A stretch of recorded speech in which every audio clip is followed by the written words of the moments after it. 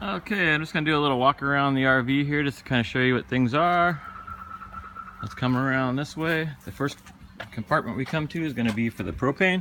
It doesn't have a lock on it. You're not really allowed to lock them, so in there is a little storage up top, and then the propane down below. Inside here is a couple breakers. Shouldn't need to get to these, but if something's not working, this is where you'd find the breakers for the slide.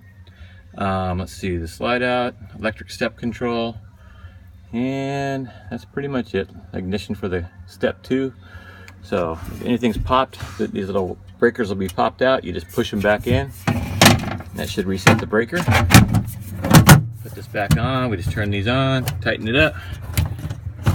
Propane, please refill. The propane's turned on, so just refill the propane when you're done using it, please. Bring it back full. This electronic step, it's out right now. I'll show you how that works in a minute. Let's go to the next container. Next one on this side is where the central vac and inverter is, and there's a lot more storage inside here.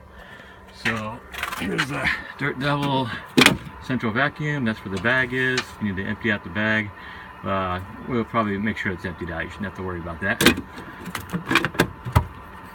Okay, that's the inverter. You shouldn't have to do anything to that. We got a couple bungee cords and things in here, and the thing for the canopy. There is a light in here. You want to turn it on, just make sure you turn it off, because these don't turn off automatically when you close the doors. So if you don't need it, don't turn it on. You might forget. Thank you.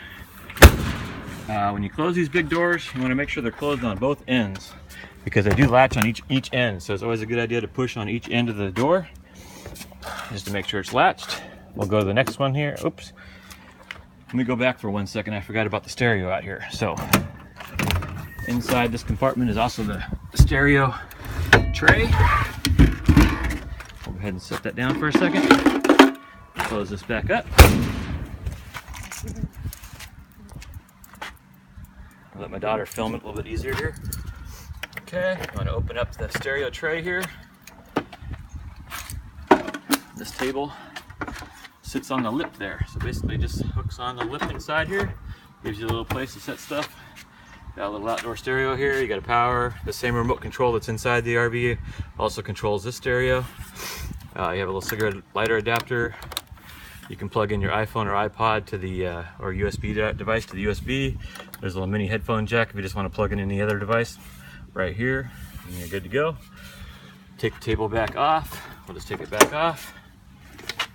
Fold the arms. Set it down for a second. Close this up. This won't stay closed unless you lock it. So let's go ahead and lock that. Put the tray back underneath here when you're done using it, please.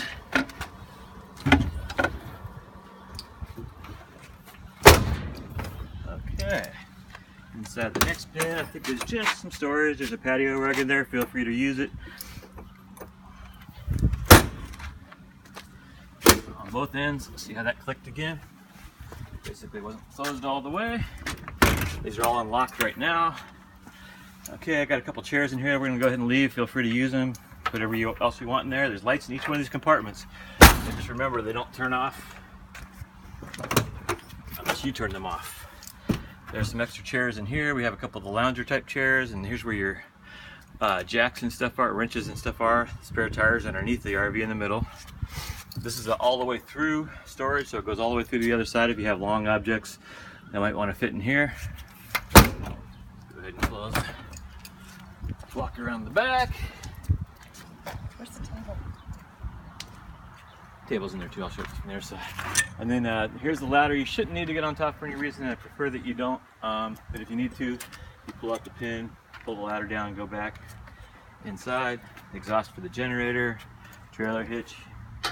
We do have a bike rack and a tray that goes back here. If you guys would like to rent that along with the RV, just ask us. Here's where your gas, fuel, you fill it up here. This is the other side of the pass-through storage.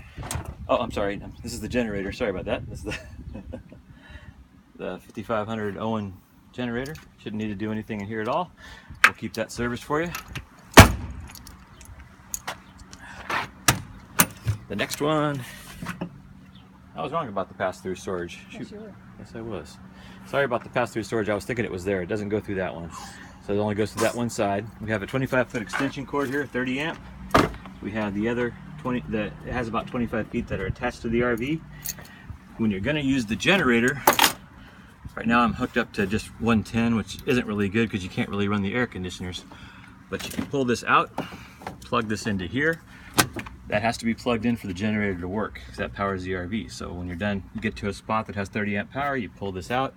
You have 2 extension cords here to make it up to 50 feet there. You have an outdoor shower here.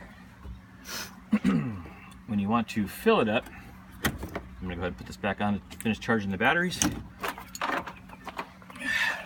When you want to fill this up, you put your water in here from a garden hose that we'll be supplying in the other container up there. Make sure it's on tank fill when you want to fill it up. Go ahead and put your water in there. When you're done, just put it back to normal. There is an auto level switch back here. I'll show you that in a little bit. I prefer using the one by the front steps, but there is one back here just in case the other one's not functioning. There's also a switch for the water pump. You want to take a shower and you want to make sure it's on, you can turn it on from here as well as inside the RV. This is your dumps, your sewer dumps. So what you're going to do is you're going to pull this off. You're going to hook up your sewer hose, which is located in the next bin up, and that can come up through here. And basically, you hook it up. You always want to dump your gray water first, which is on this side, and then you. I'm sorry. You always want. Got that backwards. Let's stop.